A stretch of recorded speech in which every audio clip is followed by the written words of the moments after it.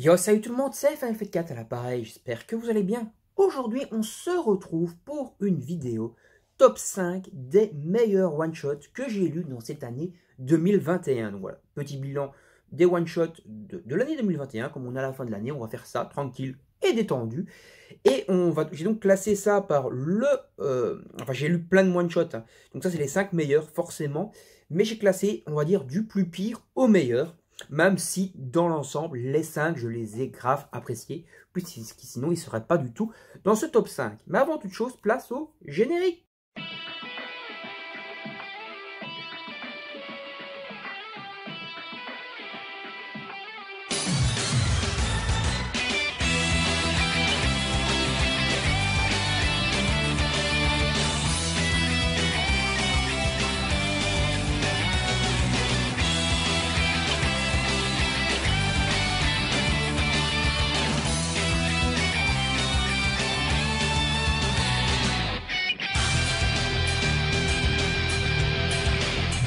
Donc commencer par le dernier de ce top qui est donc In One Last Moment.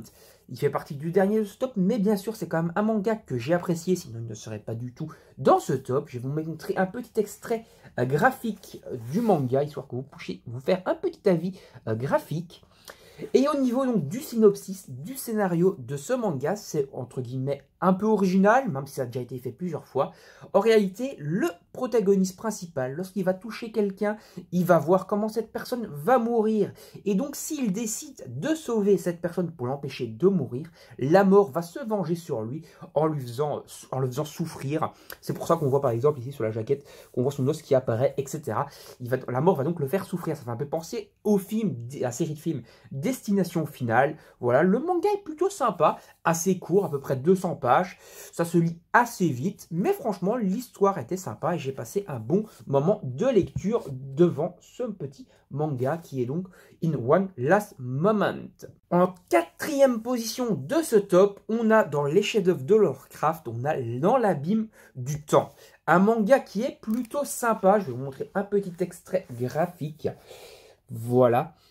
Avec un protagonisme qui va se faire, entre guillemets, voler sa vie par quelqu'un d'autre, par un esprit, on va dire, et il va donc être plus maître de son corps. Cet esprit va donc posséder ce corps-là, il va faire différentes choses avec son corps pendant plusieurs années. Finalement, le protagoniste principal va reprendre le contrôle de son corps, et il n'y aura donc plus aucun souvenir de ce qui s'est passé pendant toutes ces années-là, parce que ce n'était pas lui qui était maître de son corps, et il va donc avoir justement des brides, des cauchemars de ce qui s'est passé, et il va donc essayer de savoir ce qui s'est passé. Entre guillemets, et donc le titre du manga, Dans l'abîme du temps, vient en fait que cet esprit qui prend possession de son corps vient de lointain dans le passé, et donc il va essayer de retrouver les vestiges de cette ancienne civilisation qui prend possession, entre guillemets, du corps de différents protagonistes à différentes époques, tout simplement, pour en apprendre un peu plus sur le futur, etc. Et bon, pour développer leur civilisation. Et donc, il va essayer de savoir où se trouvent les vestiges de cette civilisation ancienne, pour en apprendre un peu plus sur ce qui lui est arrivé, tout simplement.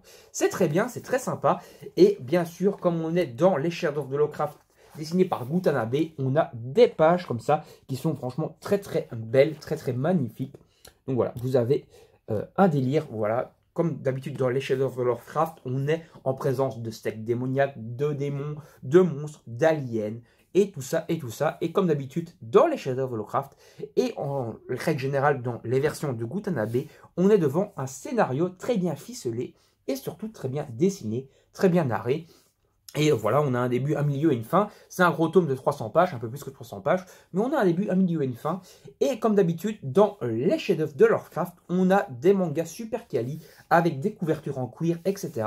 de toute beauté. Voilà, franchement, des mangas super qualitatifs, avec petits marque-pages, etc. intégrés. Franchement, je vous le conseille largement, les chefs-d'œuvre de Lovecraft. Et surtout celui-ci, parce que c'est celui où j'ai eu, en one-shot en tout cas, la préférence pour cette top de cette année 2021. Maintenant, pour ce top, on va passer à deux mangas qui vont être donc à la suite en position 3 et en position 2, qui sont de Junito, donc un autre maître de l'horreur, comme pour Gutanabe.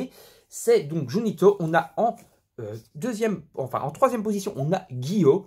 Gyo qui est un manga horrifique, un peu plus au sens strict du terme, où vous allez avoir donc des monstres, des créatures, maléfiques, entre guillemets, qui vont attaquer différentes protagonistes, des monstres un peu gore, un peu trash, un côté très malsain. Je vous montre un petit extrait, hop, hop, hop.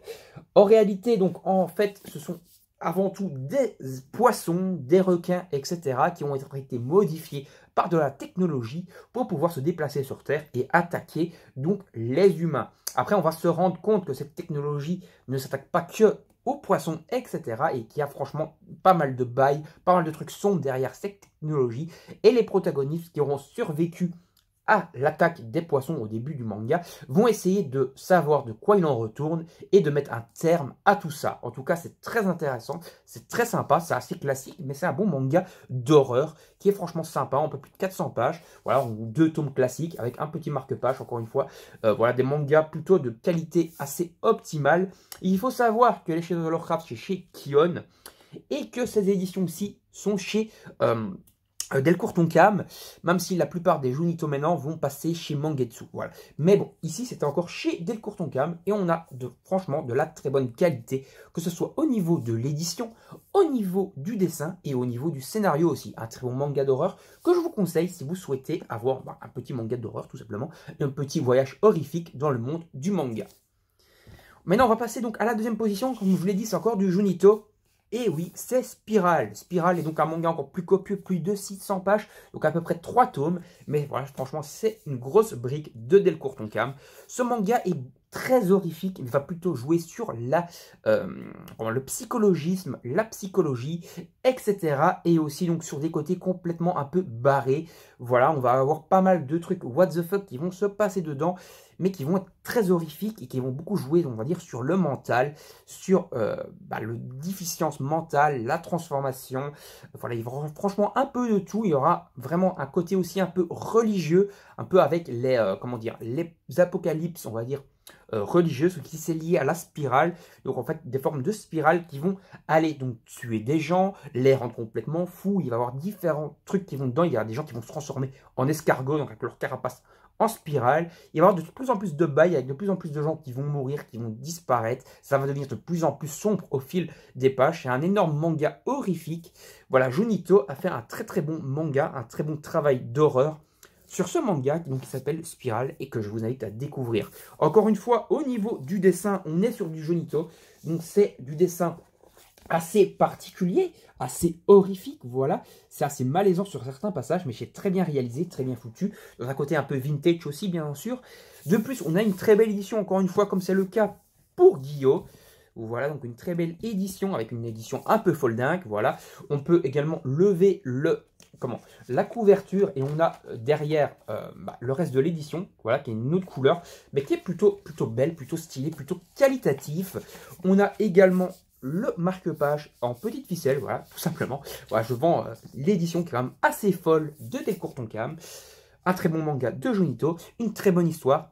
Franchement, un manga d'horrifique à mettre en toutes les mains à tous ceux en tout cas, qui sont fans du genre. Bien sûr, ne pas mettre pas ça dans les mains d'un jeune public, parce que ça reste quand même assez mature. Passons maintenant au dernier manga de ce top, et ceux qui me connaissent savent de quoi je vais parler. Il s'agit de Bluephobia. Bluephobia, un manga que j'ai déjà parlé plusieurs fois sur la chaîne, en tout cas que j'ai bien vendu, je pense que j'avais franchement adoré ce manga.